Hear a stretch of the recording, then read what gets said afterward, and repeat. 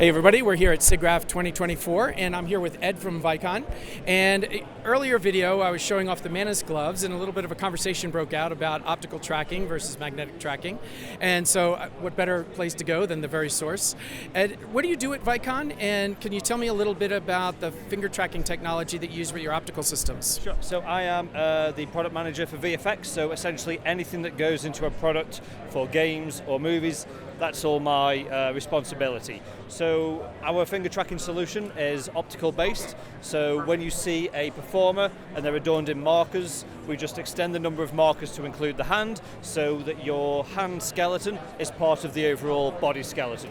We actually have a few options available, so we have like 5 from 3, which is where you'll have 5 markers and you can just drive that, so it's not as accurate, but you get some basic finger movements that you can work in. But we likewise have 10 finger marker sets, which is what we're demonstrating today. So that means every single finger is tracked by the optical system, the same as the markers on the body. It means that you get super high accuracy data, but it's all part of the same solution. Now, we're not against other options being brought into the pipeline, because although that's really high fidelity and robust, there are some use cases where it's just not suitable. Maybe you're interacting with someone in a certain way and perhaps the markers just don't fit that use case. So we have people who use, say, Manus, or they use StretchSense, and they will collect the data in those packages, and we provide scripts that let them then fuse that with their Shogun data in post. So essentially our view is that whatever you need to get the job done, we will work with you to facilitate that as to whatever needs you have. So that's always been the Vicon ethos. We don't like telling customers that's your limit. We like to hear what are your challenges, and then it's up to us to find out the best way of facilitating that in the software. So one of my challenges is having enough cameras to track all of that. So, I know you have the Valkyries are super high end and amazing and high accuracy, long distance. The Vantage cameras, they're still in the mix, right? The Vantage system went end of life, and that was essentially superseded by the Valkyries. But what we have continued with is our Vero system. So if you look up in the volume we have today, these small cameras, those are Veros, and they are far more of like an entry-level solution. And they are perfect for small volumes like this, or if you've got a really tight budget and you just want something that lets you to get up and running, the Vero is a perfect solution for that. And what's really nice about all these packages and these products is they work seamlessly together. So let's say you get a Valkyrie system and you think, you know what, I just want a bit more coverage, but Valkyries are maybe overkill for that level that we need. You can just add Veros to that system. We likewise have other cameras such as the Vipers.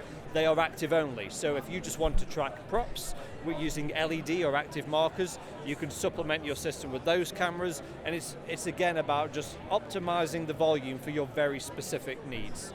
So, if you pardon the pun, do you have a rule of thumb for, let's say I'm going to do finger tracking for somebody and I want to use a collection of Veros just for the finger tracking. Yeah. Like how many Vero cameras would I be looking at needing to, assuming like full bodies being taken care of by the others? It's something that we encourage everyone to speak to us to really, so we can understand what they are targeting. Because it's not just about tracking fingers, it's about the motion you are doing with those fingers. For example, if I want to carry a weapon like a sword, and you can see on my fingers like this, that's a completely different prospect to being sat behind a piano, where perhaps you'll have a large level of occlusion because of the object. So realistically, it's not that you have a set number of cameras for any one solution. It's really about tailoring the volume to the specific shoot that you are aiming for. One of the great things about Vicon is we have our support team. They understand the user's needs inside out. So when we have these conversations, we try and avoid it just being a one solution fits all approach. We say, what are you trying to achieve? What are the needs of your team after motion capture? What do your animation team need to use? And then we can really help inform what is the optimal setup from a hardware perspective, from a coverage perspective, and from an overall user flow perspective. So in the demos that you've been showing a lot today, you've had a number of musicians playing guitar and violin, and this is like, it's a portable system, semi-portable, it just traveled here. So I'm just curious, what were the thinking process applied just in terms of the number of cameras you used and the placement of them, for the demos that you've been doing here at Siggraph? So it's the interesting thing about Siggraph is you get quite a large diversity of interest. Some people know motion capture inside out. Some people are really new to mocap and they're figuring out for the first time.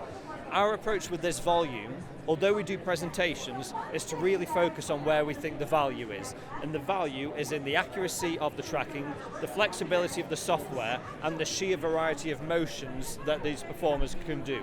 So the kind of use case that we target with this is what's the bare minimum number of cameras we need to demonstrate the highest possible detail. Because that's the thing that blows people's minds. When they see the level of accuracy on fingers as someone's playing guitar, or they're locking hands, or they're having a combat scene, you see a real range of motion, but we're shooting this on what you would consider a fairly modest system.